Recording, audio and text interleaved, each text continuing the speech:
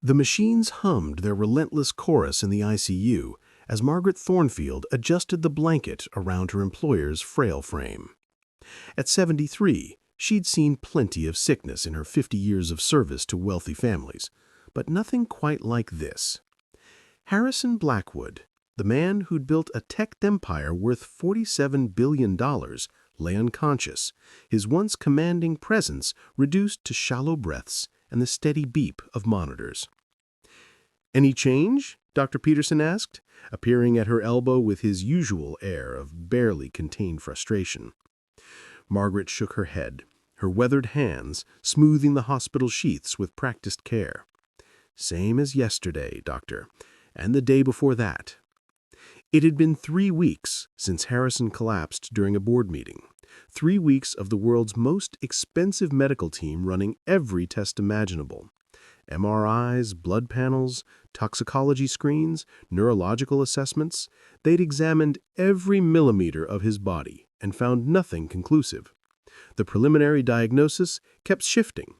Rare autoimmune disorder, unknown toxin exposure, stress-induced organ failure. Each theory lasted about as long as it took for the next specialist to arrive. Margaret had watched 20 different doctors parade through that room, each more distinguished than the last. Physicians flown in from Johns Hopkins, Mayo Clinic, even specialists from Switzerland and Japan. Harrison's son, David, spared no expense. But for all their degrees and accolades, they seemed more puzzled than when they'd started. "The neurological function is stable," Dr. Chen was explaining to David in the hallway, unaware that Margaret could hear every word. "But the rapid weight loss, the skin pallor, the way his system is shutting down, it's unlike anything we've documented." David's voice cracked with exhaustion. "There has to be something, some treatment, some experimental procedure. Money is no object." Money. Margaret almost smiled at that. She'd heard those words countless times over the decades. Harrison Blackwood believed money could solve everything, and usually it could, but not this time. As the doctors huddled in their consultation, Margaret found herself really looking at Harrison for the first time in days. Past the medical equipment, past the clinical atmosphere that had transformed his bedroom into a sterile hospital wing. She looked at him the way she had when he was just a demanding boss with impossible standards, back when she was still trying to prove herself worthy of keeping this job that paid for her daughter's college education. Something nagged at her, a detail that felt important but kept slipping away like water through her fingers. She thought back to the morning he'd collapsed. Harrison had been in his study since dawn, preparing for the board meeting that would determine the fate of his latest acquisition. Margaret had brought him his usual breakfast: black coffee, steel-cut oats with blueberries, and his daily vitamins. He'd barely acknowledged a presence, too absorbed in his papers to do more than grunt a thank you. But there had been something different about his routine that morning. What was it? She closed her eyes, letting her memory replay those final, normal moments. Harrison at his massive oak desk, papers scattered everywhere, his reading glasses perched on the end of his nose. She'd set the breakfast tray on the side table, same as always. He'd reached for his coffee without looking up. Then, her eyes snapped open. The vitamins. Harrison was obsessed with his supplements. Every morning, the same routine. 12 different vitamins and minerals arranged in a small crystal dish. Vitamin D, B complex, omega-3, CoQ10, magnesium. He could recite the list faster than most people could say their own names. But that morning, there had been 13 pills in the dish. Margaret's heart began to race. She thought of all the tests the doctors had run, all the possibilities they'd considered. Had anyone asked about his supplements? Had anyone thought to analyze what he'd been taking daily for the past 15 years? She slipped out of the room and made her way downstairs to Harrison's study. The massive space felt eerily quiet without his presence, like a theater after the final curtain. His desk remained exactly as he'd left it. David hadn't allowed anyone to disturb his father's workspace.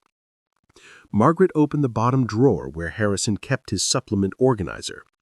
The weekly pill container was there, but it was different from the one she had seen him use for years. This one was newer, sleeker. When had he gotten a new organizer? She thought harder.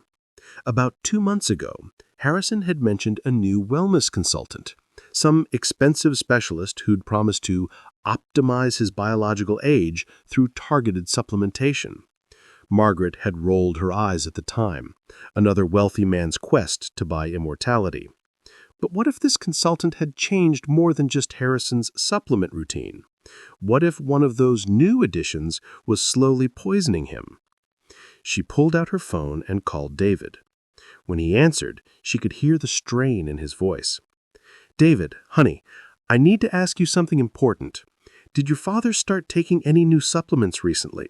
Maybe something recommended by a wellness consultant?" There was a pause. "Margaret? Why would—" "Yes, actually. He hired some guy about 2 months ago. Dr. Reeves, I think? Said he was going to add some cutting-edge compounds to Dad's routine. Why?" "I think you need to get the doctors to test every single supplement your father's been taking. Not just look for common toxins. Test the actual pills themselves." Another pause, longer this time. "Margaret, 20 of the world's best doctors have been looking for exotic diseases and rare conditions. Sometimes the answer is simpler than that." 2 hours later, Dr. Peterson approached Margaret with an expression she'd never seen before, something between amazement and chagrin. He said quietly, "The supplements. One of them contained concentrated colchicine. It's a medication used for gout, but in these doses, taken daily over weeks." He shook his head. "It's been systematically poisoning his system, mimicking autoimmune dysfunction, causing the organ stress, everything we've been seeing."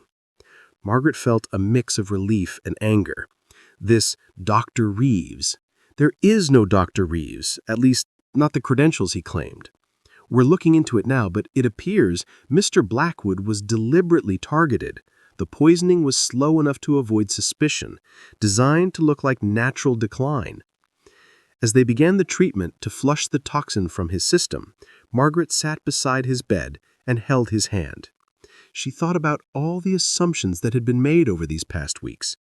20 brilliant doctors, each more qualified than she ever could be. And yet, none of them had thought to ask the housekeeper what she'd observed in the victim's daily routine. 3 days later, Harrison opened his eyes. "Margaret?" His voice was barely a whisper. "I'm here, Mr. Blackwood." He squeezed her hand weakly. "David told me you saved my life." Margaret smiled, patting his hand gently. "I just paid attention, same as always."